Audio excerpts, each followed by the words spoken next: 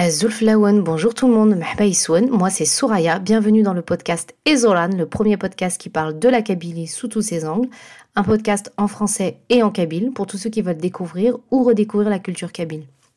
Ezolan, c'est le pluriel du mot azar qui veut dire racine en kabyle. Et c'est justement de l'idée de parler de mes racines, de les faire découvrir, les transmettre et les préserver que m'est venue l'idée de faire ce podcast, parler de la beauté et de la réalité de la culture kabyle, loin de certains raccourcis et partis pris. 2 fois par mois, seul ou avec un ou une invitée, on parlera de la Kabylie, son identité, ses traditions, mais aussi les défis de demain.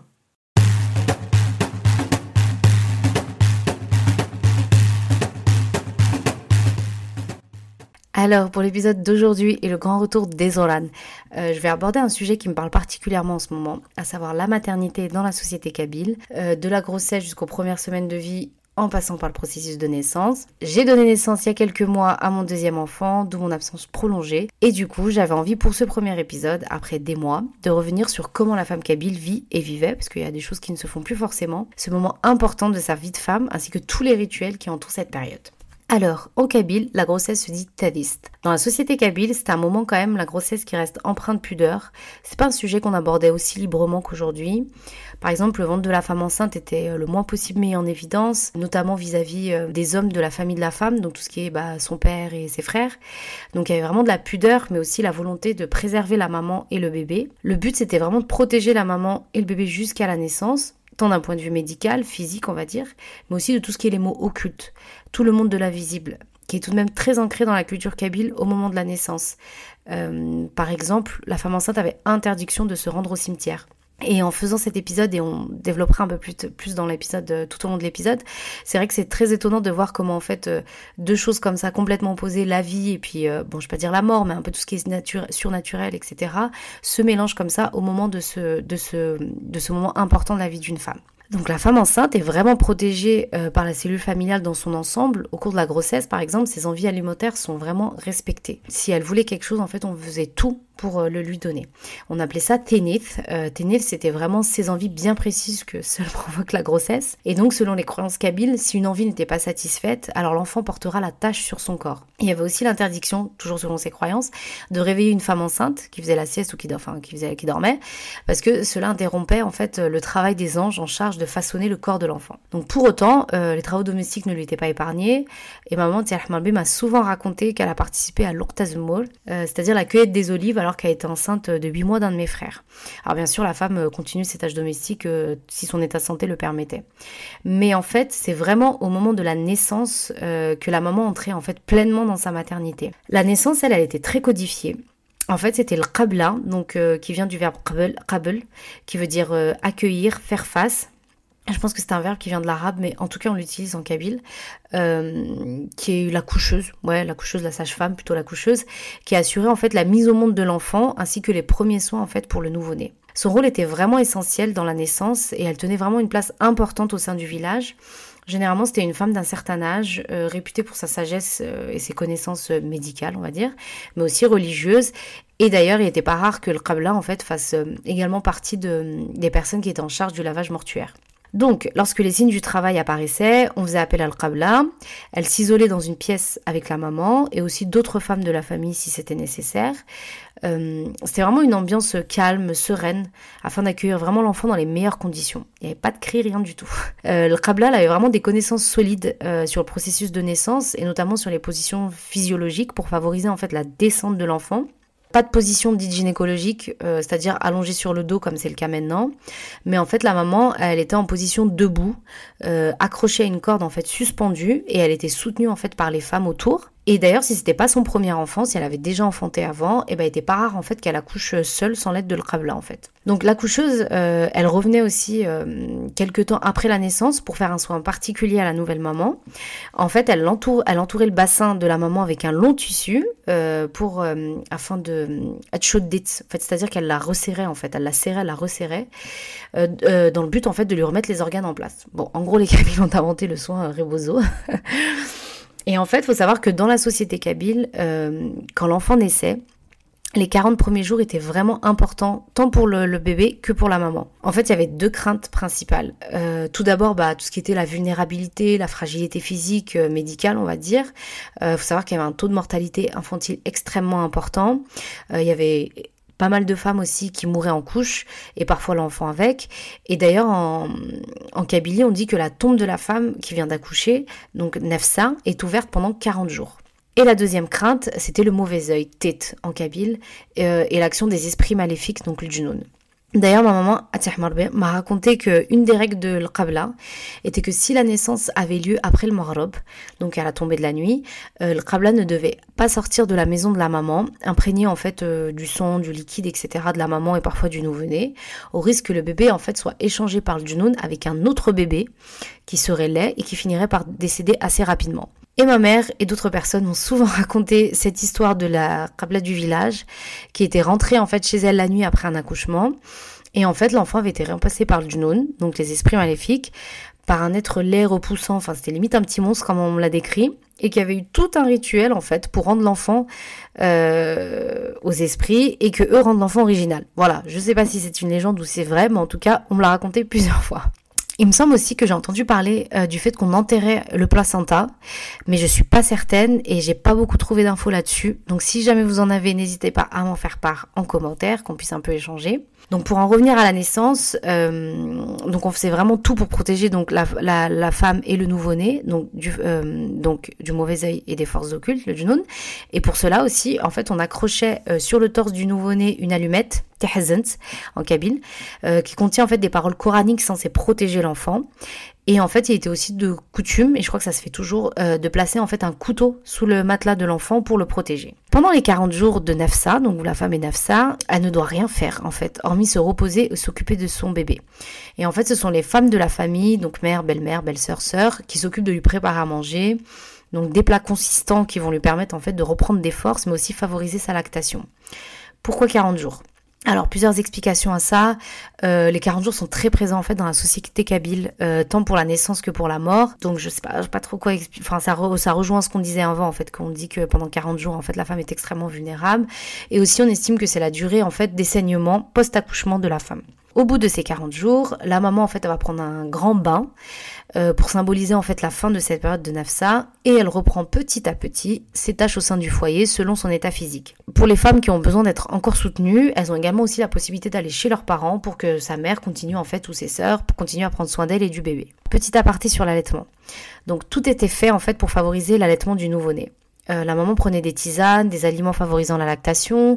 On pouvait aussi lui masser la poitrine afin de favoriser la montée de lait. Et pour celles qui n'étaient pas en mesure d'avoir du lait maternel, alors en fait ce qu'on faisait c'est que le système de solidarité s'activait et en fait on demandait aux femmes de la famille et si c'était pas possible aux femmes du village qui allaitaient de prendre en charge en fait le nouveau-né. Donc certaines femmes dans le village étaient réputées pour avoir une production de lait très importante et en fait c'est naturellement en fait qu'on leur rapportait les enfants du village pour qu'elles puissent les nourrir. Et c'est le cas de ma mère notamment Ther Morbe qui aimait bien nous dire d'ailleurs quand on allait au village qu'un tel ou une telle était notre frère ou sœur de lait. Donc, quand les femmes, en fait, apportaient leurs enfants aux mères nourricières, entre guillemets, pour être allaitées, forcément, ça interrompait, en fait, ma mère et les autres dans leurs tâches domestiques.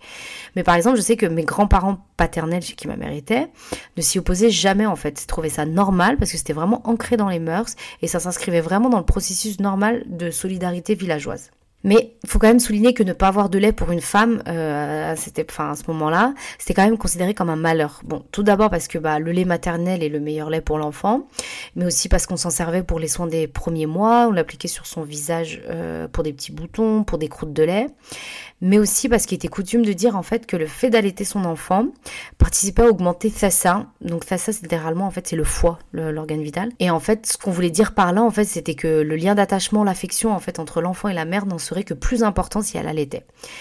Et donc, il était totalement normal en fait que les mamans allaitent jusqu'à 2 ans. Donc, fin de l'aparté sur l'allaitement et retour sur les premières semaines du postpartum et notamment sur le plat incontournable de cette période, tahboul nsmlalin, qui veut dire la galette aux œufs.